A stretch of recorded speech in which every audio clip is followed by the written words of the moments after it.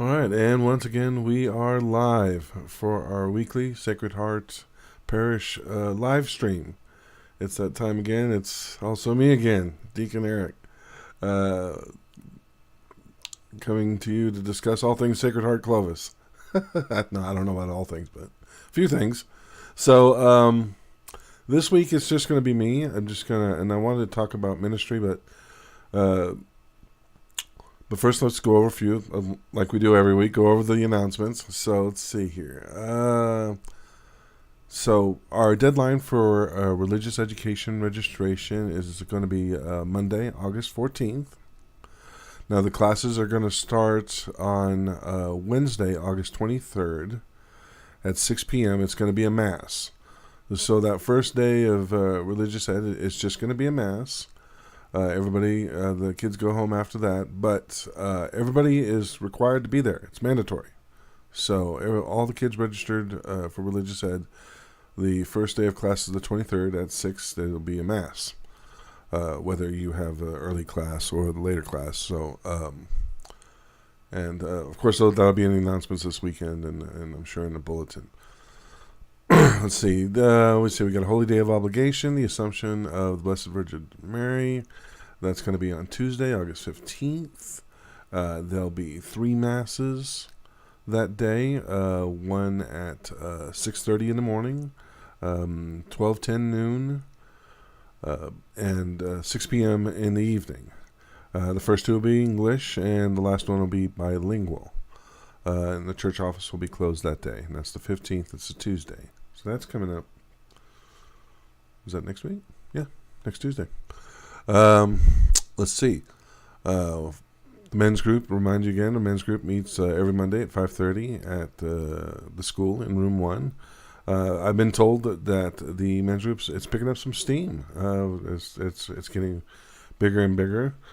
I think between me and Father Franklin pretty much trying to promote it as much as possible. I'm sure other people are too, inviting other men and things like that. But definitely, if you haven't had a chance to go to one of those meetings, go check it out. Let's see. So we'll have a mandatory training for all current and new extraordinary ministers of Holy Communion on Tuesday, August 22nd. So that won't be this next Tuesday, 2 weeks from today, basically. Is my math right? Yeah, my math's right. So that'll be at 6 p.m. in the church. If you are currently an extraordinary minister of the Eucharist or wish to be, you need to go to that training. So the purpose of that is that we want to celebrate the Mass with both species. So we'll be learning to do that and how that's going to function, in the liturgy. I was at a parish council meeting last night. I know a little bit. I'm not going to tip my hat though. Go to the training. And then you'll find out. Also, there'll be training for those folks that do homebound or ministry, taking the Eucharist to folks, outside of the church, either at home or nursing home, hospital, things like that. So there would be training for that also. So yeah, if you're part of that, show up for that. Let's see. There's going to be a new Bible study focusing on the book of the Acts of the Apostles. Okay, great. And that's going to be led by Miss Katie Burns. And details on that's going to be in the bulletin, upcoming either this next bulletin or the one after that. But that'll be coming up, so keep an eye out for that. Let's see. The next bulletin will have our annual financial statement for the parish. And I believe the information on those upcoming retreats that are going to be at the retreat center in Slayton, I guess those will be in the bulletin, I think, this next week. So if you've been waiting for that information, if you've been interested in one of I think there's 4 retreats. I'm trying to remember now. There was one for veterans, there was one for couples, there was one for, I know there's one focused on the saints. But the information will be in the bulletin, so check that out. So that's pretty much that for the bulletins. There was one last line in the bulletins that was saying that we needed help in all church ministries. So yeah, let's talk about that for a little bit, because we had a parish council meeting last night, and we had all the different, the heads of the of our ministries and things like that, and yeah, we're kind of needing help across the board, just about everywhere. But liturgy, of course, you've heard me talk about that we've needed more choir members. I think off and on we've talked about having more altar servers. Of course, more Eucharistic ministers. So there's that. The liturgical, of course, in our charity ministries. I hear that we've got kind of a manpower shortage for the community garden. We could definitely use some help with that.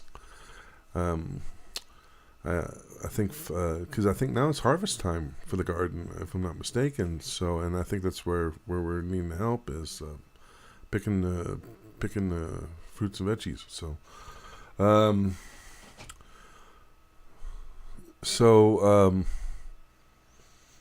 where else? So yeah, pretty much across the board, and I wouldn't say maybe not every single ministry, but definitely quite a few. We're needing some help in. So, not to preach too much, but as we are the body of Christ, it's kind of a spiritual metaphor. The body has different organs, different functions, different parts of it. Your hands have a function, your eyes have a function, your lips, your ears. Different parts of the body have different functions that support the body as a whole. Well, the church is like that also. And, we're all given charisms by God, talents that are natural to us that help support, that we can use to help support the church.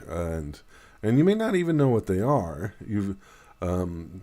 Or you may have an instinct or a call to. You may know exactly what they are. You may tell yourself, "I don't have the time," or I have enough. I have so much going on. I couldn't fit one more thing into my busy life. But I'd like you to reconsider that, if that's the case, because we're all called to support the church.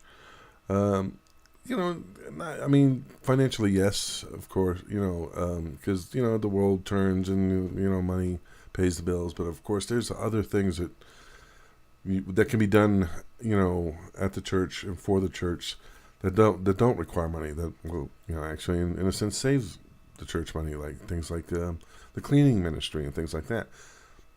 If people volunteer to help clean the church, then, of course, we don't have to hire people to clean the church, and we don't need the money to hire people to clean the church and things like that.